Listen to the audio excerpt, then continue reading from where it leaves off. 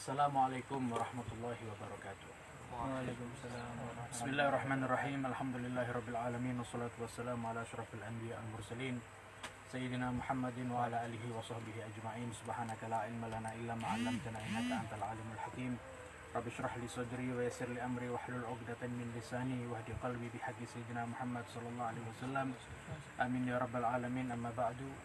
Alhamdulillah, pada sore hari ini kita masih diberi petunjuk, masih diberi inayah oleh Allah Subhanahu wa taala sehingga pada sore hari ini kita bisa menjalankan program di sore hari di bulan Ramadan, yaitu Ar-Rawhatur Ramadaniyah, Rawhah bulan Ramadan, mengulas kitab tasawuf, yang mana pada program ini kita membaca daripada buah karya Al-Imam Al-Ghazali, yaitu kitab Bidayatul Hidayah.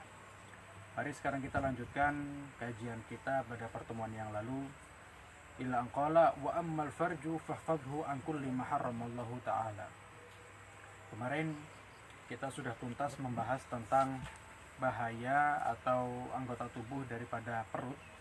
Sekarang kita masuk wa ammal farju, dan adapun kemaluan. Fahfadhu an kulli ma harramallahu ta'ala. Maka jagalah kemaluan itu daripada apa saja yang telah diharamkan oleh Allah Subhanahu wa taala. Ya. Apa saja yang telah diharamkan Allah Subhanahu wa taala dalam kitab Marakil Ubudiyah di sini disebutkan bahwasanya termasuk az-zina, termasuk berzina. Kemudian al-liwat, yaitu hubungan homo. Ya. Wal musahaqah lil mar'ah ma'a mithliha, hubungan perempuan sama-sama perempuan, lesbian. Wal mufakhadah lirajul ma'a mithlihi, dan juga hubungan homo antara laki-laki sama laki-laki. Wal istimna' bil yad, dan juga onani. Wal wad' fil haid, dan juga berhubungan di dalam haid. Wa fituhri qabla al-ghusli, dan juga berhubungan ketika sudah suci akan tapi belum mandi untuk perempuan, ya. Minhu wa ityanul bahimah, dan juga berhubungan dengan hewan. Ya, orang enggak normal berhubungan dengan hewan. Wa kun kama qallahu ta'ala, dan jadilah sebagaimana yang telah difirmankan oleh Allah Subhanahu wa taala, walladzina hum li furujihim hafizun. Ini dalam surat Al-Ma'arij, ya, dalam juz 29 itu, walladzina hum li furujihim hafizun, dan mereka orang-orang yang menjaga daripada kemaluan mereka. Illa ala azwajihim, kecuali atas istri-istri mereka. Wa ma malakat aimanuhum, atau kepada budak. Jadi di zaman dahulu budak itu bisa seperti suami istri, ya. Jadi berhubungan suami istri itu boleh untuk budak zaman dahulu. Beda zaman sekarang, ya. Zaman sekarang sudah nggak ada budak. Jadi zaman sekarang itu pembantu itu bukan seperti budak, karena pembantu itu termasuk profesi, ya. Profesi seperti pekerjaan lainnya. Kalau budak zaman dahulu itu memang diperjualbelikan. Jadi zaman dahulu itu orang diperjualbelikan sebagai budak, ya. Jadi budak itu diperintah-perintah atau dimanfaatkan tanpa dibayar zaman dahulu. Bainahum ghairu malumin, dan itu semuanya bisa kalau dengan suami istri ataupun dengan budak. Wala tasilu ila hifdzil farji illa bihifdzil aini anin nazar. Ini penting. Inti daripada pembahasan tentang kemaluan ini apa? Intinya agar kita terhindar daripada maksiat kemaluan itu dengan apa caranya? Yaitu dengan bihifdzil aini anin nazar, dengan menjaga mata daripada pandangan yang haram. Intinya adalah dari mata. Pusat kemaksiatan termasuk, ya, termasuk dengan yang menyambung dengan kemaluan adalah dari mata. Ketika kita melihat kepada hal yang haram, maka itulah yang menjadi awal daripada kemaksiatan, daripada kemaluan. Wa hifdzil qalbi anit tafakkur, dan menjaga hati daripada pemikiran-pemikiran yang buruk atau pikiran-pikiran yang kotor. Wa hifdzil batni anis syubha wa anis syaba', dan juga menjaga perut daripada barang-barang syubhat, barang-barang yang tidak jelas halal dan haramnya. Wa anis syab'i, dan juga daripada kenyang. Kita kemarin membahas tentang kenyang. Intinya kenyang itu termasuk daripada orang itu bermaksiat. Fa inna hadhihi muharrikatul lisyahwati wa magharisuha, dan ini semua yaitu mata, ya, melihat dengan yang haram, kemudian hati dengan berpikir yang kotor, dan juga perut yang kenyang atau perut yang tidak dijaga daripada hal yang halal. Maka ini semua yang membuat syahwat itu bangkit agar dia sehingga dia bisa melakukan kemaksiatan daripada kemaluan. Ya, ini perlu hati-hati karena ini sangat berbahaya sekali dan perlu kita jaga.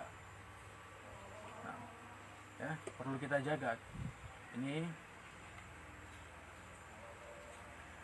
ya, itu tentang kemaluan. Jadi perlu kita jaga betul-betul sehingga tidak sampai kita terjerumus dengan kemaksiatan tersebut. Karena perzinahan dan sebagainya ya, di zaman sekarang ini semakin tahun, semakin jalan waktu, semakin jalan zaman, semakin parah, semakin meningkat banyak orang-orang yang berhubungan di luar nikah. Ya, jangan sampai kita ini melakukan hal tersebut. Ya, termasuk kita menjaga daripada kumpul dengan orang-orang yang bukan mahram. Ya, jangan gampang-gampang kita kumpul dengan bukan mahram. Apapun alasannya, meskipun kita nanti ada alasan, ada perkumpulan organisasi ataupun nanti ada perkumpulan sekolah atau apapun, tetap harus kita menjaga hubungan atau jarak dengan yang bukan mahram. Ya, kita sekarang sudah belajar ilmu Islam, kita sudah belajar agama Islam, kita sudah belajar ilmu fikih, bagaimana caranya kita sebagai muslim yang baik agar kita menjaga jarak dengan yang bukan mahram. Kalau kita merasa kenapa kok ajaran Islam ini berat, kenapa kok berdekatan dengan perempuan saja dilarang, ada sudah menjadi aturan Islam. Ya, kalau kata Allah Subhanahu Wa Taala dalam hadits qudsi, waman lam yarda biqada'i, siapa saja orang yang tidak ridha dengan ketentuanku, falyaltamis rabban siwaya, cari Tuhan selain aku. Kata Allah Subhanahu Wa Taala. Ya sudah, kata Allah Subhanahu Wa Taala, kalau nggak mau ngikutin ajaran agama Islam, ya cari selain agama Islam. Saya cari selain Tuhan selain Allah Subhanahu Wa Taala. Emang ada Tuhan selain Allah Subhanahu Wa Taala? La ilaha illallah. Tiada Tuhan selain Allah Subhanahu Wa Taala. Ya, orang lain menyebut Yesus itu Tuhan, Buddha itu Tuhan, ya, dewa-dewa Hindu itu Tuhan semuanya. Itu menurut mereka. Akan tetapi sejatinya tidak Tuhan selain Allah Subhanahu Wa Taala. Nah, jadi itu tadi. Intinya kita ini sebagai mukallaf, orang yang dipaksa menjalankan syariat. Selama kita sudah balik dan berakal, kita harus menjalankan semuanya. Nggak boleh jadi orang yang membelat dengan agama Islam. Ya, biar kita hidup tenang di dalam Islam ini. Biar kita diridhai oleh Allah Subhanahu Wa Taala dan mendapatkan pandangan khusus dari Nabi Muhammad SAW. Dan juga mendapatkan syafaat dari Nabi Muhammad. Ya, karena syafaat Nabi Muhammad termasuk bisa tertolong, bisa kita dapatkan dengan kita betul-betul menjalankan syariatnya. Sudah mulai sekarang kita tahu bagaimana hukum-hukumnya, kita berubah. Ya, walaupun nanti harus kita canggung, ya, yang biasanya mungkin kita berdekatan dengan perempuan, kita salaman dengan perempuan yang bukan mahram, ya, mulai sekarang karena kita tahu hukumnya, kita harus rubah itu semuanya. Awal-awalnya canggung mungkin, ya, mungkin awal-awalnya canggung karena biasa salaman, biasa berdekatan, tiba-tiba menjauh. Akan tetapi harus kita mulai sekarang. Ya, mulai kapan lagi sudah? Menunggu kamu sehari sebelum mati? Emang kita tahu kapan mati kita? Ya, nanti sehari sebelum mati saya mau tobat dulu, nanti baru saya akan menjauhi semuanya. Emang kapan kita tahu kalau kita mati? Kapan kita matinya kita nggak tahu. Bisa jadi berapa detik kemudian kita mati. Nah, kita mulai sekarang harus ubah semuanya. Ya, aturan-aturan fikih, aturan-aturan syariat, semuanya harus kita lakukan. Ya, kalau kita mau menjadi muslim yang kafah, kita menjalankan Islam secara kafah, secara keseluruhan, harus kita jalankan syariat semuanya. Ya. Jangan dibilang wah ini kaku, sok suci. Ada omongan-omongannya orang yang tidak berpendidikan. Kita sebagai orang yang berpendidikan, ditambah kita belajar ilmu tasawuf, kita harus mengontrol hati kita. Kita harus sabar. Ya. Kita harus mengontrol diri kita agar kita menyambungkan antara ilmu tasawuf dan ilmu fikih. Ya. Antara hati kita jaga, kemudian dengan amal zahir, amal ibadah kita lakukan juga. Ya. Jangan sampai terpancing ada orang bilang sok suci, kamu kaku, apa ini, masa salaman aja nggak boleh. Ya. Harus kita jaga yang seperti itu. Mulai kapan lagi sudah? Mau sampai kapan lagi? Ya. Tobat, ya, karena mati tidak nunggu kita tobat dulu. Justru kita sambil menunggu mati kita tobat. Ya, karena mati itu nggak nunggu-nunggu. Ya, ada orang yang mati dalam keadaan su'ul khatimah. Padahal sebelum-sebelumnya ibadahnya bagus, tapi dengan satu kemaksiatan yang dia lakukan, kemudian saat itu Allah mencabut nyawanya, na'udzubillah min dzalik, su'ul khatimah. Meskipun ahli ibadah sebelumnya, tapi karena kita lengah maksiat dalam suatu keadaan, ya, kemudian saat itu juga memang waktunya kita dicabut nyawanya, gimana dong? Ya, maka berusaha kita terus bertobat kepada Allah Subhanahu Wa Taala. Ya, guru saya Habib Umar bin Muhammad bin Salim bin Hafid ketika ditanya bagaimana jika kita dalam sehari, ya, dalam sehari bahkan melakukan berbagai maksiat dan kita susah untuk menghilangkan maksiat tersebut. Kata Habib Umar bin Hafid, la ta'jiz anit taubah. Jangan lemah, jangan putus dengan taubat. Sekali kita maksiat, sambung dengan taubat. Sekali maksiat, disambung dengan taubat. Maksiat, taubat. Harus terus nyambung. Jangan sampai maksiat, lupa dengan taubat. Meskipun kita bertaubat dalam sehari 100 kali. 100 kali maksiat, 100 kali kita bertaubat. Ya, bisa jadi nanti dengan satu taubat yang kita bersungguh-sungguh dengan taubat tersebut, Allah Subhanahu wa taala akan menghilangkan segala maksiat itu dalam tubuh kita semua. Ya, kita manfaatkan juga kita waktu tahajud, ya, ketika sahur itu kita habis sholat sahur, kita manfaatkan sebelum subuh kita bertahajud, kita meminta kepada Allah Subhanahu wa taala, kita munajat kepada Allah Subhanahu wa taala agar Allah hilangkan semua maksiat dalam tubuh kita. Insyaallah Allah akan bantu semuanya. Nah, ya, itu intinya, ya, tentang kemaluan ini cukup harus kita perhatikan semuanya. Wa amal yadani, dan yang selanjutnya, anggota tubuh selanjutnya adalah kedua tangan. Fahfadhuma an antadriba bihima musliman. Jangan sampai kedua tangan yang telah diberikan Allah Subhanahu wa taala kepada kita ini, jangan sampai engkau gunakan untuk memukul kepada orang muslim. Ya. Jangan sampai kita gunakan untuk memukul kepada orang muslim, dan itu adalah tidak seharusnya kita lakukan. Audhimian, atau bahkan dalam kitab Maraqil Ubudiyah disebutkan, jangankan kepada orang muslim, kepada orang kafir dhimmi pun jangan sampai kita lakukan. Kafir dhimmi, ya. Kafir itu ada empat jenisnya. Ada kafir dhimmi, ada kafir mu'ahad, ada kafir mu'amman, ada kafir harbi. Ya. Nah, di antara empat ini hanya satu yang bermasalah. Ya, maksudnya hanya satu yang halal darahnya. Ya, yang suatu saat kalau misalkan dia menyerang, dia boleh kita bunuh. Siapa itu? Kafir harbi. Kafir harbi ini kafir yang menyerang Islam. Kalau kita lihat sekarang ini seperti oknum di bangsa Israel. Ya, di negara Israel, oknum, ya, meskipun tidak semuanya orang-orang Israel, ya, karena orang Israel itu hanya ada Zionis Yahudi, orang-orang yang menyerang Islam di Palestina dan sebagainya. Ini kafir harbi. Maka dalam suatu saat kalau misalkan dia menyerang Islam, maka halal darahnya. Tapi tiga yang lainnya, dhimmi, mu'ahad, mu'amman, yang mana tiganya ini intinya mereka tidak menyerang Islam. Ya, tiga ini termasuk dhimmi ini yang paling banyak. Ya, karena mu'ahad, mu'amman ini biasanya terjadi ketika dalam keadaan perang. Kalau di Indonesia ini kan tidak ada perang, maka yang banyak di sekitar kita adalah kafir dhimmi, kafir yang hidup di sekitar kita tapi dia tidak menyerang kita, juga tidak menghina kita, tidak cari gara-gara sama orang Islam. Ini kafir dhimmi yang hidup di sekitar kita. Ini hukumnya sama dengan orang muslim, maknanya dia tidak bisa untuk kita zalimi, sama. Bahkan dalam satu hadis Nabi Muhammad bersabda, man adza dhimmiyan faqad adzani. Barang siapa orang yang mengganggu kafir dhimmi, sama saja dia mengganggu aku, kata Nabi Muhammad.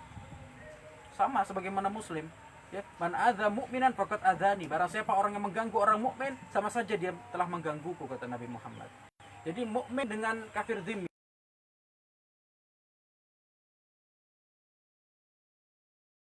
sama hukumnya, meskipun karena dia kafir, dia tidak menyembah Allah, jelas beda dengan kita. Ya, jelas ada beberapa hak yang tidak bisa kita penuhi karena dia sebagai orang kafir. Akan tapi dari segi kemanusiaan, dari segi sosial, sama semuanya. Ya, jadi mentang-mentang dia kafir, wah kamu kafir, kamu Kristen, kamu Buddha, kamu Hindu, nggak apa-apa saya pukul, nggak boleh. Kalau itu dhimmi, ya. Bi ghairi musawwaghin syar'i kadharbi fil wajah.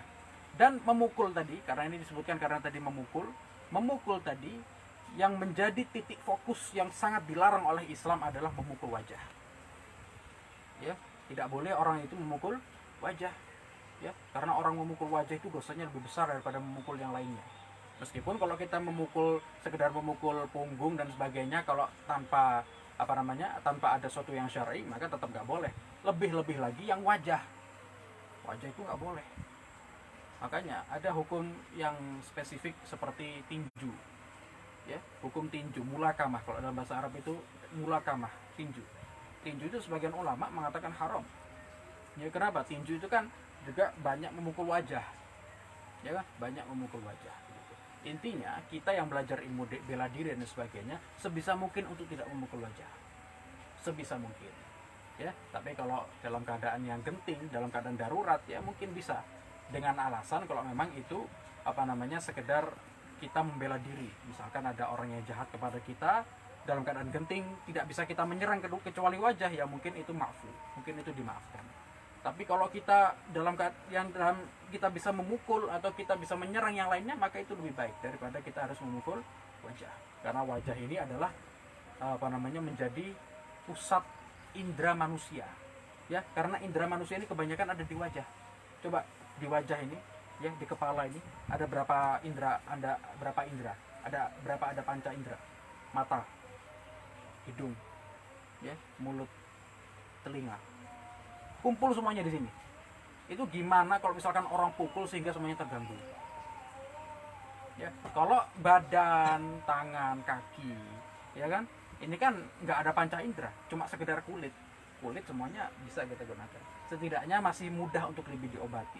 Karena kalau sudah wajah, ada satu saraf yang dipukul sehingga nanti nyerang mata, nyerang penglihatan, kemudian hidungnya terganggu, kemudian mulutnya, kemudian telinganya juga terganggu. Berbahaya. Itu yang akhirnya menjadi pukulan kepada wajah itu sangat dilarang dalam Islam. Nah, au tatanawala bihi mamalan haraman, dan juga dengan kedua tangan ini jangan sampai kita gunakan untuk memakan daripada harta yang haram, mengambil harta yang haram yang tidak menjadi hak kita, yang tidak seharusnya kita ambil. Au tu'dhi bihi ma ahadan minal khalq, atau dengan tangan ini tidak dengan harus memukul saja, akan tetapi dengan tangan ini kita mengganggu daripada saudara kita yang muslim, ya, saudara kita, ataupun tidak hanya muslim, semua makhluk tidak boleh kita ganggu, ya, dengan tangan kita. Au takhuna bihima fi amanatin wa wadi'ah, atau dengan tangan ini engkau berkhianat dari amanat ataupun dari titipan. Misalkan ada amanat atau titipan seseorang, tapi kita gunakan tangan kita untuk berkhianat, ya, yang harusnya titipan ini, ya, kita jaga, ya, yang harusnya kita sampaikan pada sesuai dengan amanatnya atau sesuai dengan pesannya, akan tetapi kita khianat, itu tidak boleh, ya, termasuk maksiat tangan. Au taktuba bihi ma la yajuzu nutqu bihi, ini penting, ya, ini yang banyak terjadi di zaman sekarang ini. Apa?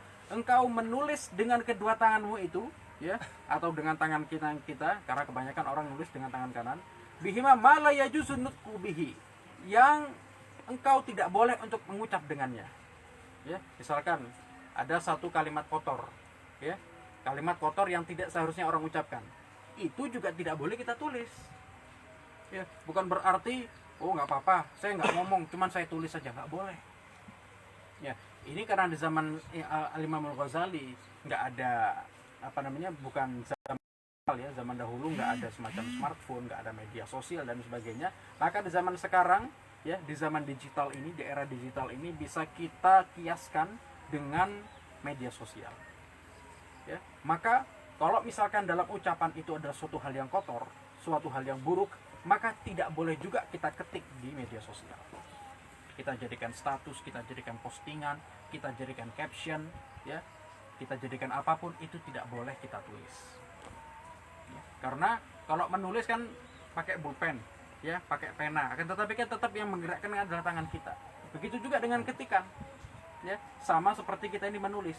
Karena final qalam ahadul lisanin, karena Imam Ghazali mengatakan bahwasanya karena pulpen, ya, karena pena ini adalah menjadi salah satu daripada lidah kita, ya. Jadi lidah, ucapan dengan tulisan dengan pulpen ini sama hukumnya. Makanya waktu itu ada yang tanya, gimana hukumnya kita chatting dengan perempuan yang bukan mahram? Maka hukumnya sama seperti kamu berbicara kepada yang bukan mahram. Sedangkan kita berbicara kepada yang bukan mahram, yang tidak penting atau tidak darurat, atau tidak berbicara tentang ilmu agama dan sebagainya, maka itu haram. Maka begitu juga kita chatting atau SMS dengan wanita yang bukan mahram, yang membicarakan bukan yang tidak darurat, maka itu haram hukumnya. Ya, maka menulis dan berbicara, ya, jadi telepon sama SMS itu sama. Mungkin karena kalau telepon mungkin lebih berat hukumannya, dosanya lebih berat, ya. Nah, fahfadhil qalam amma yajibu hifdzul lisan anhu, maka jagalah pulpenmu, ya, atau jagalah tanganmu dari mengetik di media sosial atau di status, amma yajibu hifdzul lisan anhu, sama sebagaimana engkau menjaga lisan agar tidak mengucapkannya, ya, gitu. Jadi jangan sampai yang harusnya lisan kita tidak gunakan untuk ghibah, kita juga gunakan status WA kita, media sosial kita untuk ghibah untuk orang lain. Ya, ghibah di media sosial, di status. Kamu kok ngerasani orang lo status? Yang penting saya nggak ngomong. Yang penting saya nggak ghibah melalui lisan, sama saja. Nah, ini tangan harus kita jaga. Ya, daripada apapun yang dilarang oleh lisan, maka itu pun dilarang oleh tangan kita. Wa marijlani, dan adapun kedua kaki kita, fahfadhuma an antamsya bihima ila haram. Adapun kedua kaki kita, maka jagalah kedua kaki kita an antamsya bihima ila haram, jalan kepada sesuatu hal yang haram.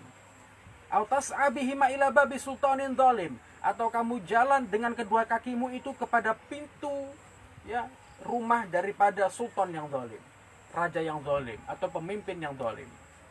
Fa innal masya ila salatin dhalamah min ghairi daruratin aw irhaqin maksiyatun kabirah.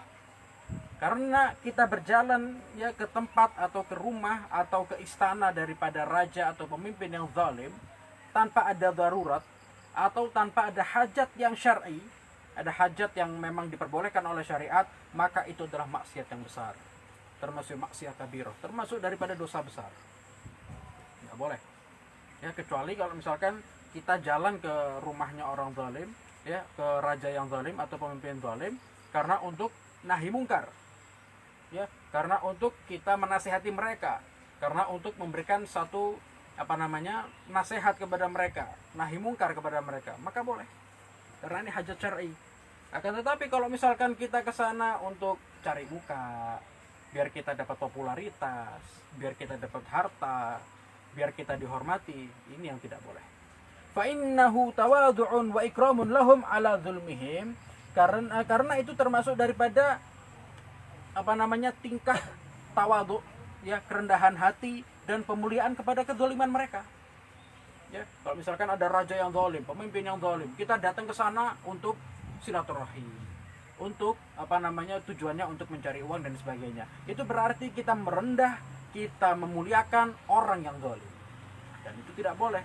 Waqad amara Allah Ta'ala bil i'radi anhum an qoulihi ta'ala, dan Allah Subhanahu wa taala telah memerintahkan, telah melarang di dalam ayat Al-Qur'an untuk menjauhi mereka. Wala tarkanu ilal ladzina zalamu fatamassakumun nar, dan janganlah kalian condong, dan janganlah kalian mendukung kepada orang-orang yang zalim. Fatamassakumun nar, maka kamu nanti akan terjumus pula kepada nerakanya Allah Subhanahu wa taala. Udah. Jangan seakan-akan kita membela pemerintah, ya, ujung-ujungnya karena dia disogok sama pemerintah, ya, karena dia diberi uang oleh pemerintah, ya, dengan uang sedikit saja dia membela pemerintah padahal pemerintahnya zalim. Kalau pemerintahnya adil, ya pantas kita bela, ya, harus kita bela karena dia adil. Tapi kalau zalim, ya, harus kita sampaikan bahwasanya dia zalim dan kita harus membelot daripada dia. Maksudnya kita harus kita harus tidak boleh membela mereka, ya, karena itu zalim. Nah, ya, al-ayah wa huwa taktsirun lisawadihim. Karena apa? Karena kalau misalkan kita ini datang ke tempat mereka, ya, tanpa tujuan yang syar'i, ya, ke tempat mereka orang-orang yang zalim ini, raja yang zalim ini, itu akan memperbanyak daripada golongan mereka akhirnya. Ya, li jama'atihim, akhirnya jamaah mereka tambah banyak, kaum mereka semakin banyak. Ya, mereka tambah kuat nantinya dan juga akan menolong daripada kezaliman mereka. Ya, karena kalau ada satu kelompok itu yang kelompoknya banyak, ya, itu kan semakin kelihatan kuat. Begitu juga jangan sampai kita bantu mereka dari sisi itu. Wa ikana dzalika lisababi talabi malihim fa huwa sa'yun ila haram. Begitu juga jika misalkan tujuannya untuk mencari harta. Ya, kita kepingin ke sana biar dapat mobil. Ya, kita ke sana biar dapat uang 1 miliar, 1 triliun misalkan. Kita ke sana biar dapat jabatan tinggi. Kita ke sana biar dapat popularitas tinggi. Maka itu sa'yun ila haram. Maka kita ke sana, kita jalan menuju hal yang haram. Waqad qala Nabi sallallahu alaihi wasallam, Nabi Muhammad sallallahu alaihi wasallam telah bersabda, "Man tawadha'a li ghaniyyin salih li ghinahu dhahabat thulutsa dinih." Barang siapa orang yang tawadhu, yang merendahkan dirinya, yang merendahkan hatinya kepada orang kaya yang soleh, orang kaya, meskipun dia soleh, ya, maka dia telah menghilangkan 2/3 daripada agamanya. Ya, 2/3 daripada agamanya telah hilang jika dia tawadhu kepada orang kaya meskipun dia soleh. Ya, wa hadza fi ghaniyyin saleh, dan ini kepada orang kaya yang soleh. Famadhanuka bil ghaniyyi zalim, dan bagaimana perasaan kamu dan bagaimana menurutmu kalau misalkan itu kepada orang kaya yang zalim. Orang kaya yang soleh saja kita tidak boleh tawadhu. Ya, tawadhu itu dalam arti kita merendah-rendah, kita cari muka biar kita dapat harta mereka. Ya, kita menghormati mereka, memuliakan mereka, cari muka, cari wajah, ya, biar mereka simpati kepada kita agar mereka memberikan hartanya kepada kita. Ini orang yang seperti ini, itu 2/3 agamanya akan hilang. Bagaimana kalau kita tawaduknya yang seperti itu kepada orang yang kaya dan zalim? Na'udzubillah min dzalik. Ya, di dalam Butiyah ini disebutkan bahwasannya waqila, dan sebagian ulama mengatakan mentakwil daripada hadis ini maksudnya din. Maksudnya 2/3 agama itu maksudnya apa? Maksudnya 2/3 agama yang hilang itu apa? Ad-din, ya, maksudnya din di sini, agama di sini adalah al-adab. Adab kita, akhlak kita. 2/3 daripada adab kita hilang. Ya, karena adab itu dalam manusia itu ada 3. Adab itu ada 3. Ya.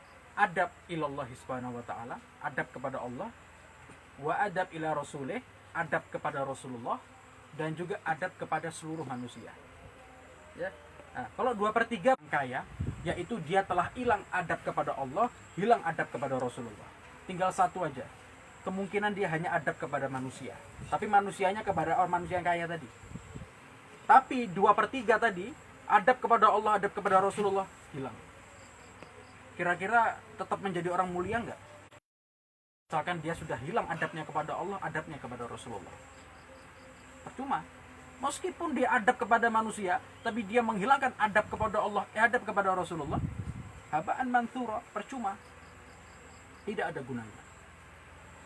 Ya, berarti orang yang tawadhu kepada orang yang kaya meskipun dia soleh, tetap itu adalah suatu hal keburukan, suatu hal yang buruk bagi manusia, apalagi orang yang kaya dan zalim. Ya, ini karena memang tanpa kita pungkiri ya, manusiawi ya, kalau orang itu kelihatan orang kaya, apalagi kemungkinan dia akan memberikan kita uang, pasti otomatis refleks badan kita ini akan menghormati mereka. Ya, waduh, ini karena orang kaya ini, wah. Ya, bahkan kalau bisa lebih tawadhu lagi, lebih merendahkan diri, biar lebih banyak nanti uangnya didapatkan, biar dia mendapatkan simpati kita. Ya, hati-hati yang seperti ini. Ya, maka begini, intinya adalah kita gunanya belajar ilmu tasawuf ini adalah agar kita bisa mengontrol hati kita dengan sebaik-baiknya. Ya, setidaknya kalau kita bertemu dengan orang kaya, biasa aja sudah, sebagaimana kita melihat orang-orang biasa. Ya, sebagaimana kita orang biasa. Bahkan ya disebutkan orang-orang kaya itu ya, orang-orang kaya itu kalau misalkan mereka ngundang kita, ya, kita tidak perlu cepat-cepat datang ke mereka. Misalkan ada undangan makan siang, misalkan undangan makan siang yang undang orang kaya raya, maka tidak dianjurkan kita ini untuk datang cepat-cepat ke sana. Angkat tetapi kalau misalkan yang undang kita adalah orang yang miskin, kita harus datang lebih cepat. Ya, kalau bisa 5 menit 10 menit sebelum acara dimulai kita sudah datang ke sana, atau kita datang awal waktu. Karena di dalam di dalam Simtud Duror, di dalam Ad-Diba itu kan jelas. Ya, bahkan Rasulullah SAW idza da'ahu miskin ajabahu ijabatan muajjalah. Kalau Rasulullah itu diundang sama orang miskin, Rasulullah itu menjawab panggilannya itu, ya, memenuhi undangannya itu ijabatan muajjalah. Rasulullah langsung datang. Ada Rasulullah. Ini panutan kita. Kita mau ngambil panutan mana lagi? Mau ngambil panutan orang yang tawadhu sama orang yang kaya? Coba kita lihat Rasulullah. Saya bilang kemarin, bahwasanya apapun itu barometernya harus kepada Rasulullah. Kalau kita ngambilnya barometernya Rasulullah, ukurannya Rasulullah, pasti semuanya akan benar. Dalam hal ini, coba kita lihat lagi Rasulullah. Bagaimana Rasulullah menghadapi orang kaya? Biasa-biasa saja. Rasulullah tidak kedonyan. Rasulullah sama sekali tidak cari muka kalau sama orang kaya. Ya, bahkan orang-orang kaya yang cari muka sama Rasulullah. Ya, banyak riwayat raja-raja itu, Raja Mukaukis, Raja Persia, raja semuanya itu rata-rata mereka yang kasih hadiah kepada Rasulullah. Ya, ngasih semuanya harta ke Rasulullah. Rasulullah nggak minta sama sekali. Rasulullah sukanya sama orang miskin. Ya, sukanya sama orang miskin.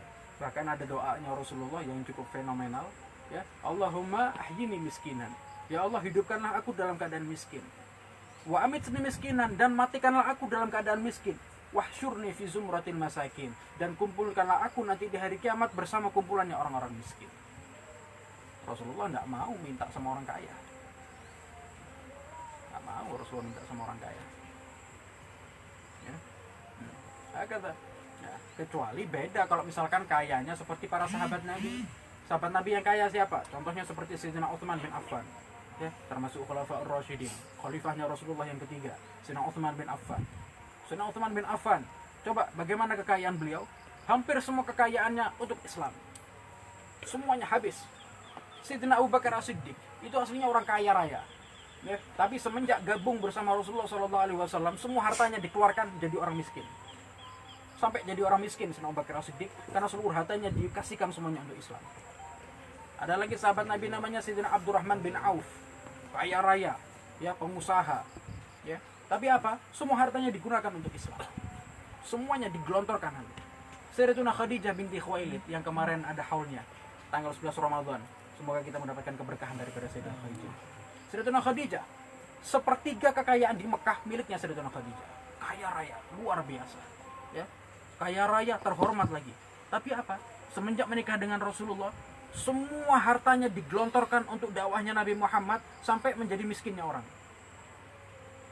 Ya, sampai menjadi orang yang paling miskin.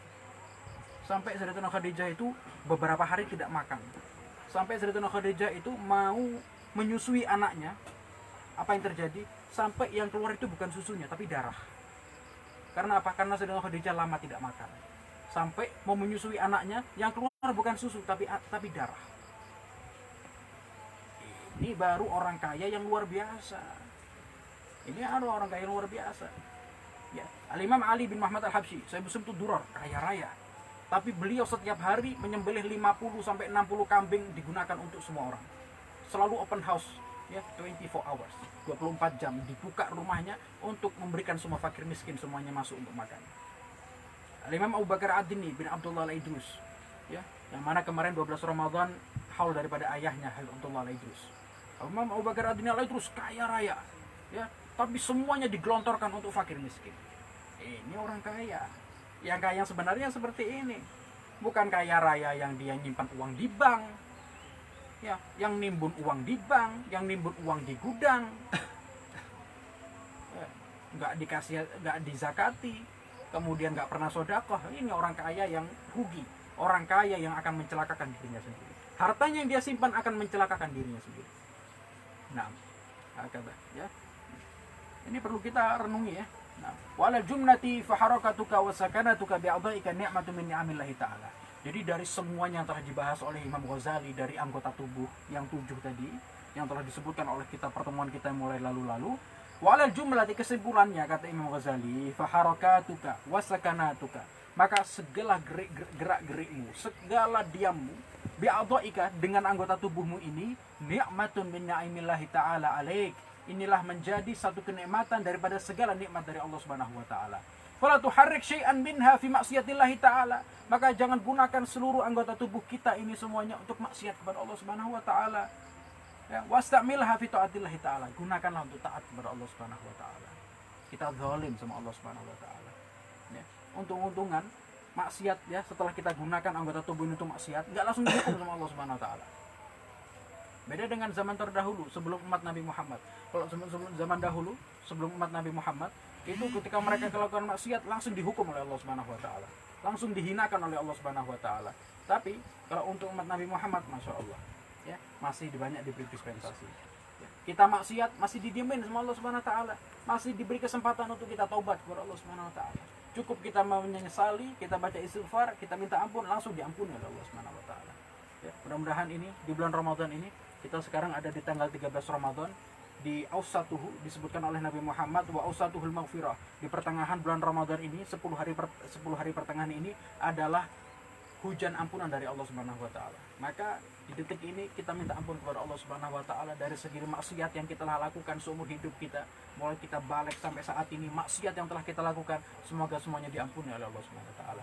Yang sampai saat ini kita masih suka maksiat, semoga diberhentikan oleh Allah Subhanahu wa taala. Semoga kita menjadi hamba yang soleh di bulan Ramadan ini, mendapatkan keberkahan dari bulan Ramadan. Mudah-mudahan kita termasuk hamba-hamba yang selalu diampuni dosanya oleh Allah Subhanahu wa taala. Amin ya rabbal alamin. Sekian dari saya, insyaallah akan kita lanjutkan pada pertemuan yang akan datang. Wallahul muwaffiq ila aqwamit thoriq. Wassalamualaikum warahmatullahi wabarakatuh.